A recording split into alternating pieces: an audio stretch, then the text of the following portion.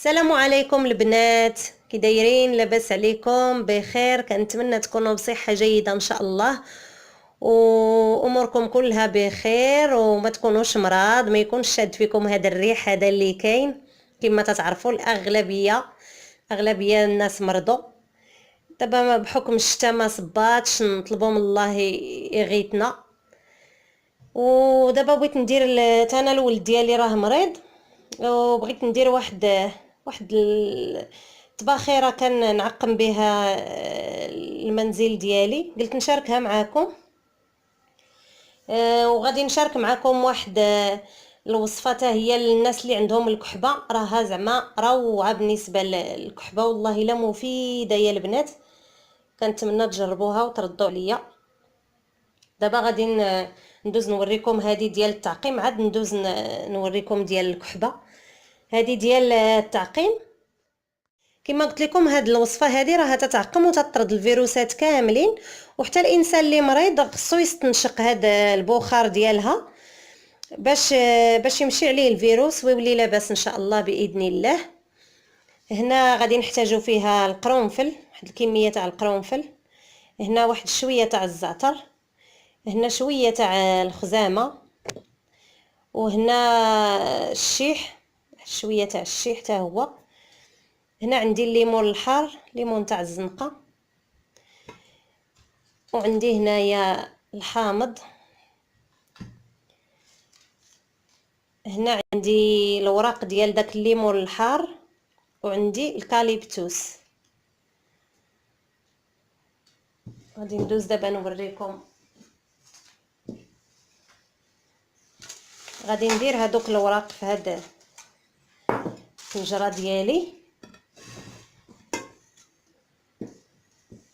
كما تلاحظوا. دوك الوراق ديال الكاليبتوس وديال الليمون الحار راني درتهم دابا في هاد الطنجره هادي. غادي نزيد عليهم هنايا داك الزعتر والخزامه والشيح والقرنفل. كما تتعرفوا راكم عارفين الفوائد ديال هاد المكونات هادي. هنا راني درتهم كما قلت لكم، القرنفل والشيح والخزامه والزعتر. هنا غادي ندوز نقطع هاد الليمون هذا والحامض، غنقطعو غير بحال هكا على جوج، وغادي نحطو كما قلت لكم. راه هاد الوصفه هذه رائعه بالنسبه للناس اللي ضاربهم البرد. هنا الحامض حتى هو غنقطعو، غنديرو حتى هو بهاد الوراق ديالو. الله، انا تتعجبني ريحه الحامض. غادي نقطع هاد الشيء. دابا غادي نزيد عليه الماء. هنا غادي نزيد الماء اللي غليته فوق من هاد المكونات هذه، وغادي نوضع الطنجره ديالي فوق البوطه حتى تغلي ليا مزيان، وندورها في الدار كامله.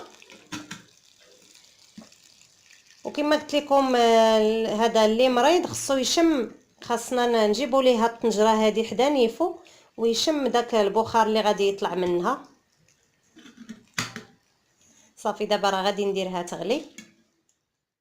وهنا كما قلت لكم بالنسبه للناس اللي تيعانيو من الكحبه وما بغاتش تبرا عليهم بهاد الوصفه هذه، وتفكروني راه دقه بطله، والله القسم الا ولدي ما خليت ما عطيته الادويه لي زونتيبيوتيك، هاد الشيء ديال الوصفات الطبيعيه، زعما ما خليت ما درت ليه، ما بغاتش تبرا ليه الكحبه حتى جربت ليه هاد الوصفه هذه، راه دقه بطله.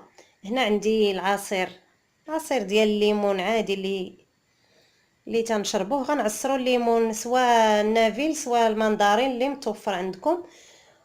وغادي نزيد عليه واحد المعلقه صغيره ديال القهوه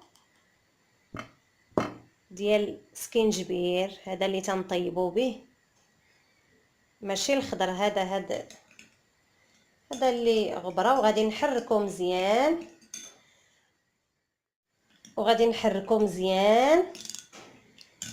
صافي. وغادي نشربوه قبل ما ننعسو، وبامكانكم تعاودوه حتى الصباح. انا عطيتو ليه في الليل، منين نعس الدري ما كحب ما حتى حاجه، لا غد ليه في الصباح عاودتو ليه صافي، عاودتو ليه تاني ديك العشيه. الحمد لله بعدا ولدي راه برا ليا، ما بقاش تيكحب وما بقاش كما كان، الحمد لله والشكر لله.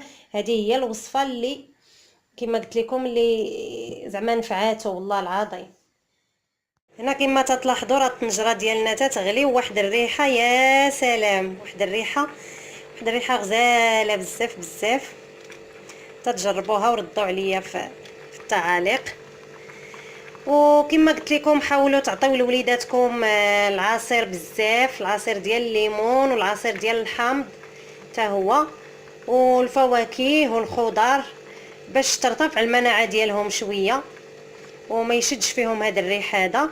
وحاولوا تعطيوهم كذلك الفواكه الجافه، الحوت راكم عارفين الاخوات، راكم عارفين تبارك الله بلا ما قلت لكم حاولوا تعطيوهم العصير بزاف ديال الليمون والحامض والبصله كذلك. العصير ديال البصله راه مفيد بزاف، وتزيدوا معاه العسل باش ما يجيهمش مجهد، حتى هو راه مزيان بزاف للوليدات الصغار. وعطيوهم دخلوا لهم الثومه في الاكل ديالهم، و الفواكه الجافه كذلك. كاع هادشي راه مفيد للدراري الصغار وتيرفع لهم المناعه ديالهم.